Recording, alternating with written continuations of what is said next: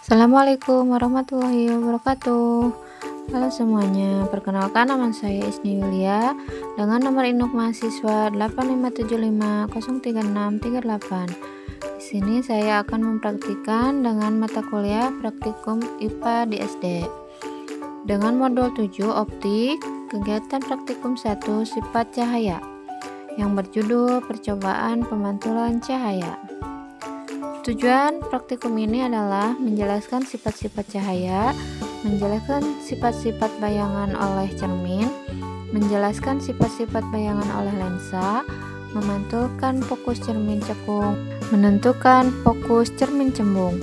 Alat dan bahan yang saya gunakan adalah cermin datar, cermin cekung, cermin cembung, lampu senter, busur derajat, kertas putih, lilin layar, celah cahaya. Cahaya merupakan gelombang elektromagnetik yang dapat merambat tanpa medium. Beberapa sifat cahaya utama adalah cahaya merambat lurus, cahaya dapat dipantulkan, cahaya dapat dibiaskan, cahaya dapat menghasilkan bayangan.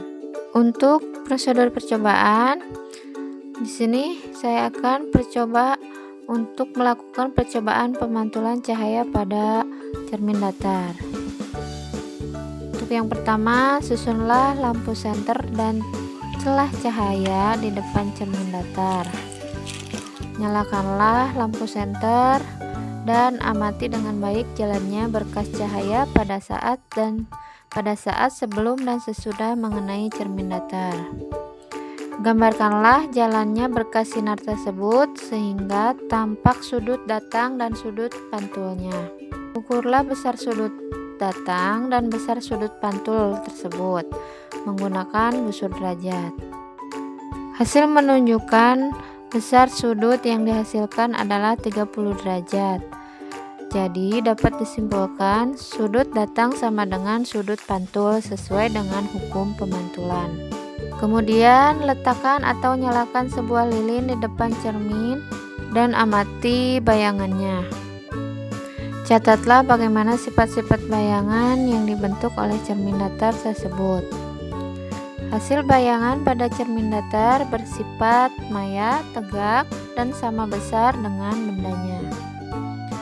Kemudian untuk percobaan pemantulan cahaya pada cermin cembung. Susunlah alat seperti berikut. Nyalakanlah lilin dan amati dengan baik jalannya berkas cahaya pada saat sebelum dan sesudah mengenai cermin cembung.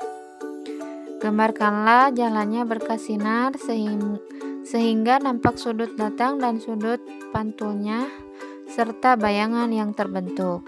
Catatlah bagaimana sifat-sifat bayangan yang dibentuk oleh cermin cembung tersebut. Hasil menunjukkan sinar cahaya menyebar atau divergen dan bayangan yang terbentuk selalu bersifat maya, tegak, dan diperkecil. Kemudian yang ketiga, percobaan pemantulan cahaya pada cermin cekung. Susunlah alat seperti berikut. Nyalakan lilin dan amati dengan baik jalannya berkas cahaya pada saat dan sebelum mengenai cermin cekung. Gambarlah jalannya berkas sinar tersebut. Catatlah bagaimana sifat-sifat bayangan yang dibentuk oleh cermin cekung tersebut. Aturlah jarak benda atau letak layar agar pada layar terbentuk bayangan yang jelas dan tajam. Selanjutnya, ukur jarak benda dan jarak bayangan. Hasil menunjukkan bayangan terbentuk nyata pada layar. Bayangan bersifat nyata dan terbalik. Kemudian geser benda menjauhi cermin cekung. Amati pada jarak tertentu, bayangan benda akan menghilang. Ukur jarak benda dari cermin cekung dan ukur jarak bayangan yang dihasilkan. Pada jarak 15 cm, panjang bayangannya adalah 5 cm. Pada jarak 20 cm, panjang bayangannya adalah 4 cm. Pada jarak 25 cm, panjang bayangannya adalah 3 cm. Pada jarak 30 cm, bayangannya adalah 2 cm. Hasil menunjukkan semakin jauh dari cermin cekung, semakin kecil bayangannya. Dengan kata lain, jarak benda tersebut sama dengan jarak fokus dengan cermin cekung. Ketika bayangan menghilang, berarti bayangan berada jauh di titik fokus cermin cekung. Sekian video dari saya. Wassalamualaikum warahmatullahi wabarakatuh.